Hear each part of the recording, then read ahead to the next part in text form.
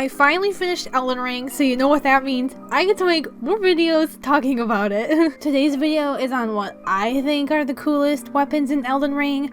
Spoilers ahead though, so don't watch it if you don't want to be spoiled, because I'm going to be talking about a ton of stuff related to the story in the game. So first on the list is the Inseparable Sword. This is from one of my favorite NPCs in the game, D. I loved his quest, his story, and the armor he has so much. I think his armor is probably one of the coolest looking ones in the game, and that applies to his sword as well. I love the gold and silver like intertwined in the sword, and the little bit on the handle right here like kind of looks like two people, similar to the two people on the chest piece as well. I think it's kind of hard to tell if it's intentional or not because of the low detail, but I think it's supposed to be the two people and I love it. My only complaint about this sword though is that its skill, Sacred Blade, is kind of underwhelming. I think it's pretty basic for an end quest item. The Godslayer Greatsword is next, and this is the first sword that made me really want to try out slow colossal weapons. What really wowed me about this was just unique, cool skill, the Queen's Black Flame. I'm not sure how powerful it is, but I thought it looked really cool, so I leveled it up a bit. I also love the spiral design, kind of like the sword is coming undone. And I wonder if that's intentional because the sword has the God-slaying Black Flame, so like they're kind of undoing the order of the world, you know? Maybe something like that, I don't know. And this one's kind of basic, but the next is the Magma Whip Candlestick. This one is given to you by Patches after doing his Volcano Manor quest. I feel like it's kind of trolly of him and it fits him because he gives you a candlestick as a weapon, but the appearance of it is cute and the skill looks really cool too, so thanks Patches. Next up is the Sacred Relic Sword. I think its appearance is a little simplistic, but I love how the sword goes from like black to gold, kind of like light is coming down, or maybe like darkness is going up, you know. Anyways, this sword is from the final boss in Elden Ring, the Elden Beast, which was just a very beautiful fight. I love the music, especially in the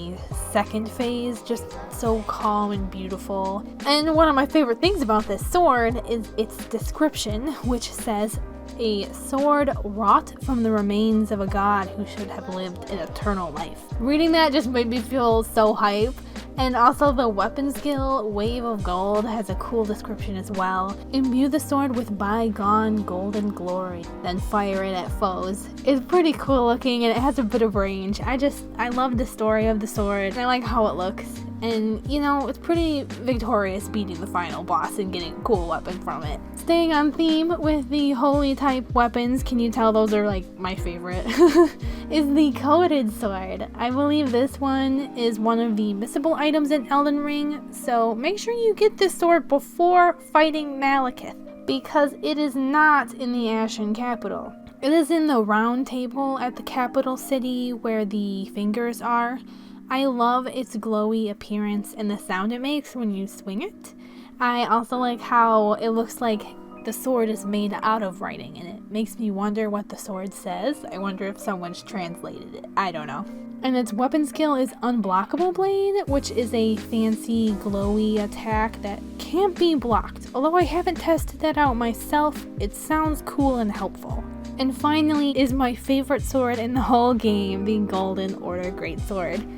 I didn't try heavy weapons too much in this game until I got this one. This one sold me 100%. I had to try it. I love the glowing appearance and the ring shape on it, which was modeled after the Elden Ring itself. And it was forged by Radagon, given to him by his wife, Renala. Another one of my favorite stories in the game is the one between Renala and Radagon. I'm not sure why. I think maybe I just like the romance aspect of it, and they kind of like broke apart, you know. I don't know, I like their story. I always got hype when they mentioned Renala or Radagon. And also the weapon skill for this one looks pretty cool. I have a hard time getting the timing of it right though, but I just love everything about this sword, its appearance, its story, its skill. I am probably going to use this one when the DLC comes out because I love it so much. And that's my list for the coolest looking weapons in the game. Do you have any that you think are cool that I didn't put on the list? Thank you for watching.